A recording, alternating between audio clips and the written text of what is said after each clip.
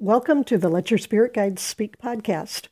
I'm Debra Engle, and I want to thank you so much for joining me today for information about living a happier and more creative life with the help of your personal spirit guides. You can find this podcast and many others at sacredstoriesmedia.com. Also, you'll find my award-winning book, Let Your Spirit Guides Speak, on Amazon, at Barnes & Noble, and at your favorite independent bookstores. And please stop by my website, debraengle.com, for information about upcoming events and workshops. That's debraengle.com, debraengle.com. Today we're going to talk about a topic that I believe is more important than ever. I call it spiritual blackouts, and the reason I believe it's so important is that the more stressful the world around us becomes, the more susceptible we are to spiritual blackouts. Now, you've probably experienced these blackouts, the times when you feel cut off from guidance or a higher power. We think of blackouts if we faint or if we have something physically wrong that causes a blackout. We think of it as a loss of consciousness. And spiritual blackouts, in a way, are a loss of consciousness too. They are the loss of the conscious connection that we have with our spirit guides. They can make us feel as though we are adrift and alone. It can be a really uncomfortable feeling at best. And at worst, you can feel discouraged, unlovable, lost, depressed. Now, I believe that all of those feelings at their core come from losing faith and feeling separate from God. So let me explain what I mean by spiritual blackouts and why it's so important to recognize them for what they are. I want to start by talking about a teaching that we have talked about before, and that is that we have two minds: the ego mind, which is based in fear, and the higher self mind based in love. Now, the ego mind always feels separate and alone. It doesn't matter if it's surrounded by friends and loved ones, it still feels as though it's on its own and that it's not worthy and not lovable. So when you're living in your ego mind, you're going to feel adrift, definitely not connected to a higher power. And when you're in a spiritual blackout, it feels like someone disconnected the phone line of connection to your guides. Now, in reality, that connection is as strong as ever. Your guides haven't gone anywhere. They never do. They're always with you. But fear has gotten in the way. And to you, this can feel like being a castaway in a very dark sea. When I wrote Let Your Spirit Guides Speak, I wrote a chapter about spiritual blackouts. And I want to tell you a little bit about what I put in that chapter, because I wrote about a particular blackout that I was experiencing. And here's how I described it. I'm in a spiritual blackout right now, and it's not pretty. Typically, I feel like I have an open line of conversation with spiritual guidance. It's as though there's a phone line extending from my right temple, just above the eye, to some unnamed place in the ethers. It feels like my guides are with and around me, close by, always available, and we can chat through the day whenever I need help and remember to ask for it. And then the spiritual blackout comes along. Wham! Someone shuts a trapdoor overhead, cutting the phone line, and everything goes dark. It's the dark night of the soul, the wandering in the wilderness. It's not just a bad mood or irritability or frustration. This is a full-fledged, fear-driven fury of silence and sadness. Now, even while I'm in it, I know a lot of things. I know my guides are still right here and communicating with me, but my fear has created such a barrier that I can't hear them, or I choose not to because my ego has taken me hostage. I know that I'm miserable and that I don't have to feel this way, but I'm choosing on some level to wallow in it. I know that the trapdoor will open and the lights will go on again. I know that something, an aha moment, an insight, or a sense of greater strength will come out of this. And I know that the spiritual blackouts are fewer and farther between, but I also know that this one won't be the last. Blackouts are tricky because they can be initiated by all sorts of things, leading us to believe that the problem is the trigger, not what's inside us. But it's essential to know that the blackout is always caused by your own fear, not by whatever triggered the fear. Now, your ego will want to blame it on someone, but that's just a distraction. For instance, the first-class blackout that I wrote about for the book began after I vacationed with 6 other people for a week. As a classic introvert, I need alone time to recharge my batteries, and I didn't have any for almost 10 days. It was as though my spiritual immune system was compromised, and fear just swooped right in and took over. The people I vacationed with didn't cause it. I just ignored my own needs. So even though I wanted to blame it on them, I wanted to blame it on something or someone outside of me, the truth was that I just hadn't taken care of myself. And that's what led to the blackout. At that point, my ego was unrelenting. I knew that everything would be better in a few days, but it was an awful place to be while I was there. So what I did was I wrote about what did the spiritual blackout feel like? Because when we're not in that blackout, it's hard to remember. It's hard to put it into words. And I wanted to capture it, not because I want to focus on it, because it's certainly something that we don't want. And the truth is that we want to focus on the things that we do want. But I did want to capture what it felt like to be in a spiritual blackout so that you can know what this is, because I know that you will probably recognize at least some, if not all of those feelings, these feelings. We all feel them from time to time. So this is how a spiritual blackout feels to me. Everything is broken and nothing will ever be right again. I blame everyone else for my problems, or I blame myself, but there's blame involved one way or another. I feel like I don't deserve happiness, abundance, or love. I feel like I've messed up everything, that I've made stupid mistakes, and that I deserve to be punished with the misery that I'm feeling. I also feel like there's no one who can help me, and that words of encouragement or comfort simply bounce off of me because I don't feel like I deserve them. In that place, happy people are annoying, or even worse, they're a threat. I'm hypersensitive, I can start to cry easily, and I feel like there's nothing good in the world. It's only going to get worse. I have feelings of, what's the use? I want to quit. I've messed up everything and there's no point. I feel like all the energy has drained out of me. And at that point, I'm susceptible to getting sick. Maybe coming down with a cold or with the flu. It's like being a trapped animal, desperately seeking an escape, and also believing that there isn't any.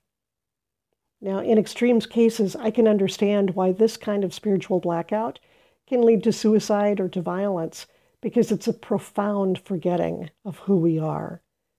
It's a suppression of light so complete that no resolution seems possible, and it is total fear through and through. In my mind, grief and depression are forms of spiritual blackout. I remember years ago reading a letter that my grandfather wrote to my dad after one of my dad's brothers passed away at the age of 12.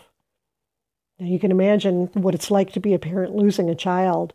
And for my grandfather, it plunged him into a depression that probably lasted the rest of his life. What he wrote to my dad was, "I will attempt to scribble a few lines to you.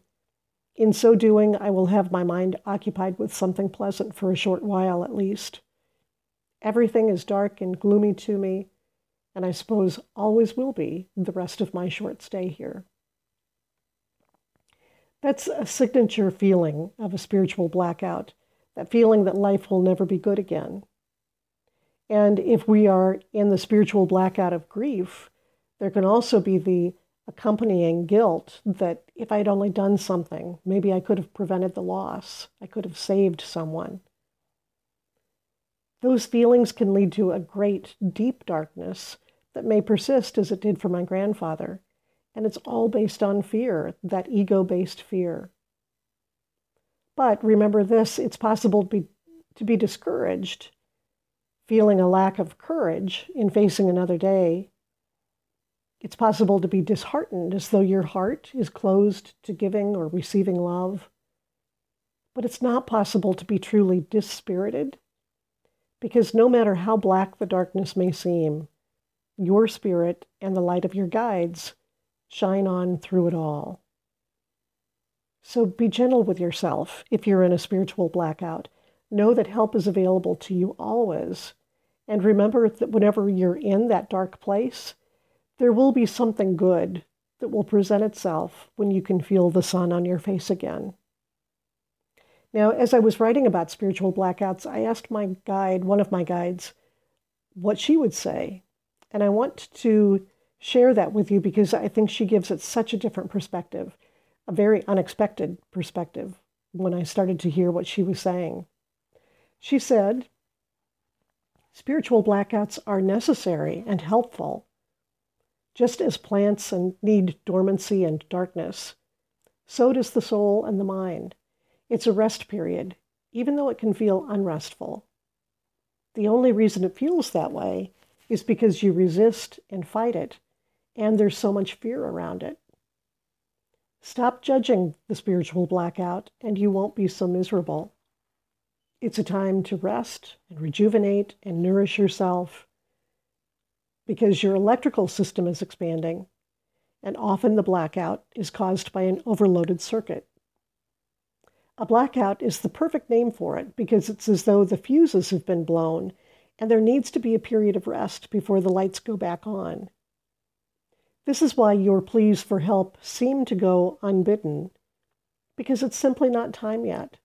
You need to be quiet and under the radar. But because you expect to feel good all the time, you judge the experience and think something is wrong with you. Instead, embrace the times of darkness.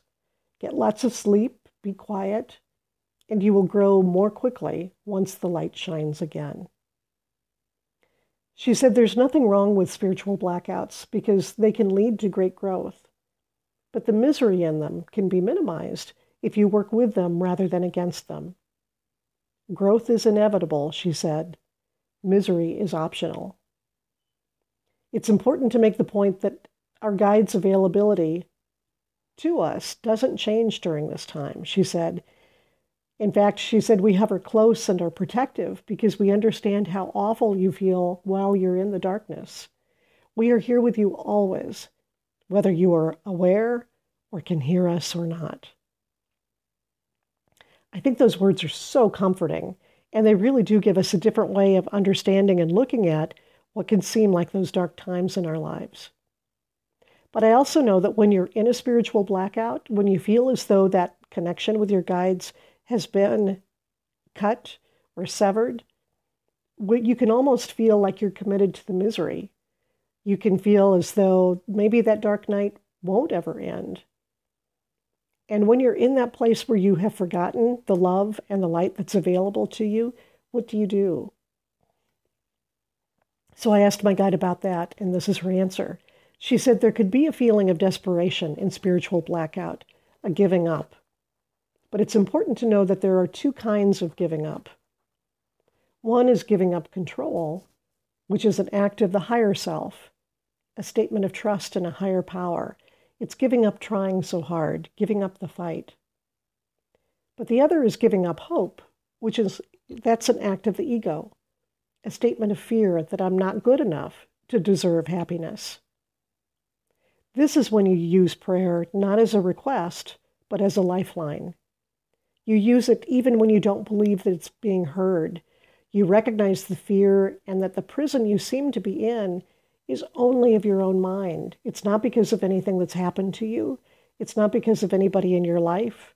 It's only because of the fear that's in your ego mind. She said at that point, our guides can help us, but only if we ask. She suggested asking, please heal my fear-based thoughts, even though I don't feel like I deserve it.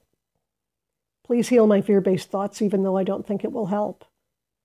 Please heal my commitment to fear in this moment, so I can remember the light that I am. And then she said, go take a nap. Go for a walk, sit and cry, beat on a pillow, reach out to someone, write out your misery. Do whatever productive thing you can to expel the fear from your body, which will help accelerate the healing. Most of all, remember that this darkness is not you. It's a belief system that has taken hold temporarily, but will loosen its grip so you can remember the light that you are. And remember, she said, we are here with you always. Ask us for help. She also said that the blackout may seem like a long road for some people, and other times it will be short, a matter of hours or days. So the most important thing, no matter how long it is to remember that the light within you is still shining through it all. You may not see or feel it. It may feel like the pilot light has been snuffed out. But know that that's not possible. Hold on to your light, no matter how dim it may seem, because in truth, it's not shining any less than usual. It's just that you've heaped more fear on it and have made it seem less powerful. So, what can you say to your guides if you're in a spiritual blackout and you're in that deep, deep funk where it's so hard to even reach out in any way? What can you say that's honest, that acknowledges where you are, but that also reassures you that there's some hope in there, even if you're not feeling it in the moment? Well, here's what you might say to your guides when you're in that place. You could say something like, I know that I have fallen asleep. I know that this is temporary, but it makes me feel cut off from you and alone. I know that this is just my ego talking, but it feels very real. I know that this spiritual blackout is not who I am. It just makes me feel like I can't talk to you and receive your guidance like I usually do. My ego wants me to believe that I've messed up and made mistakes that can't be fixed. But I know these are just errors in my thinking and that you can correct them. I ask for your help as I go through this time. Please help me wake up with new insights. This will yield something wonderful if I pay attention and look for the gift. Thank you for your constant presence and comfort, even when I'm not able to fully and consciously receive. Those words will help you maintain some sense of balance until the fear starts to subside and you can feel your guides walk and talk with you again. And I really encourage you, if you are in a place of spiritual blackout, whenever that happens for you, come back and listen to this recording. Remember these words. Be reminded that this is just a normal part of our cycle and our rhythm of life, that we will forget who we are. We will forget that connection, and then we will remember once again.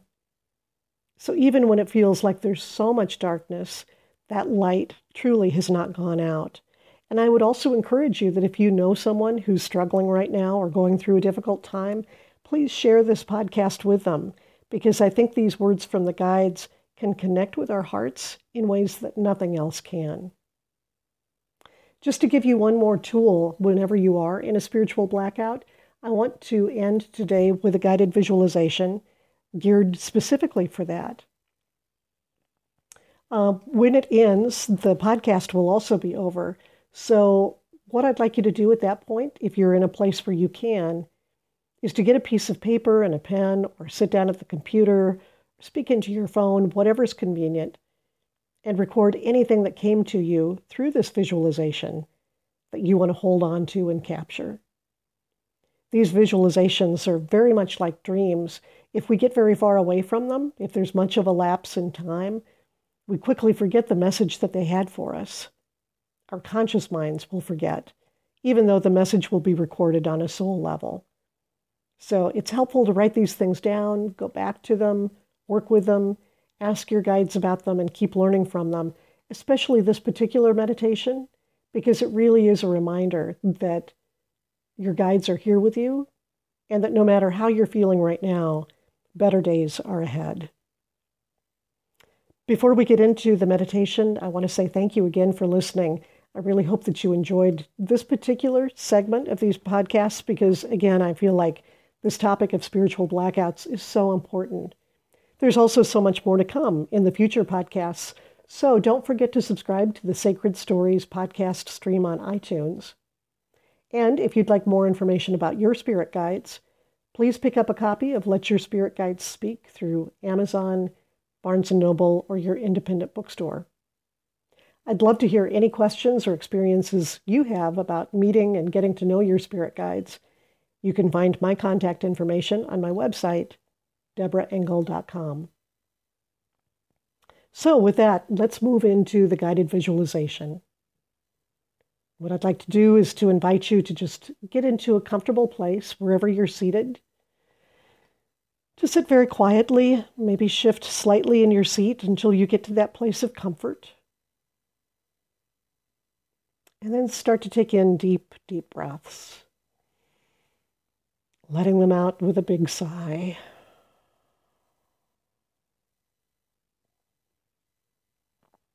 If you feel any fear or blockage or fatigue in your body, just breathe love and light into that place. And then exhale anything that no longer serves you. Making space for healing and openness and love.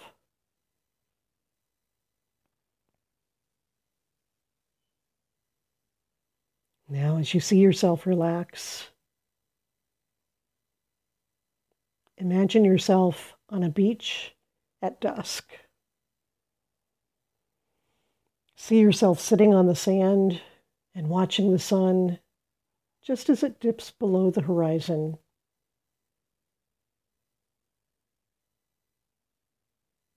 Allow yourself to feel the air just getting slightly cooler as you feel the sea breeze on your face and through your hair.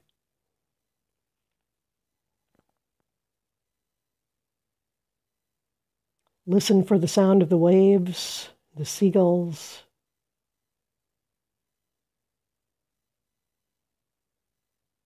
And if you are feeling sad or alone or depressed, just acknowledge those feelings. There's no need to change or control or fix them. Just sit with them, knowing that all is well.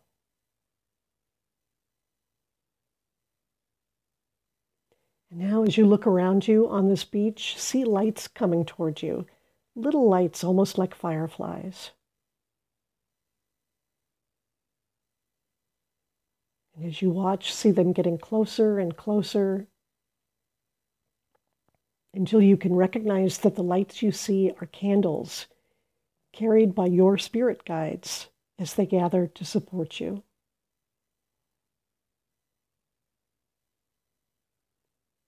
See their lights form a circle around you, enveloping you in comfort and safety and reassurance.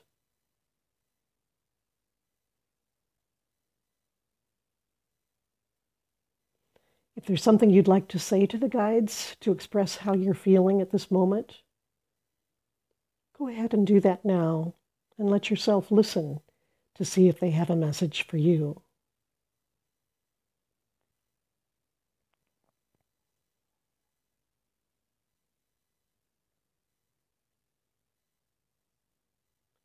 Breathe in their comfort. Breathe in their safety. Breathe in their reassurance. And with every breath, remember that you are never alone and that your guides are with you always.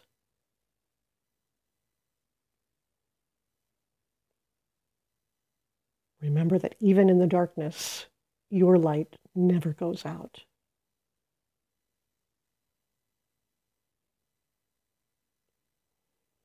Sit in silence for a moment, receiving love from your guides, letting it soak in and open your heart. If you feel any resistance or any sense of not deserving that love, ask your guides to heal your thoughts so you can fully believe in your own worth and your own value.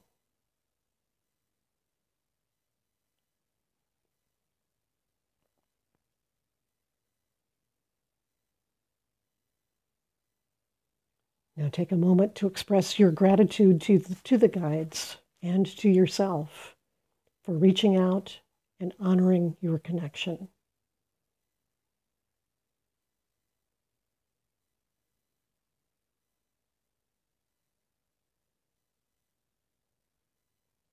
And then when you're ready, Take in another deep breath.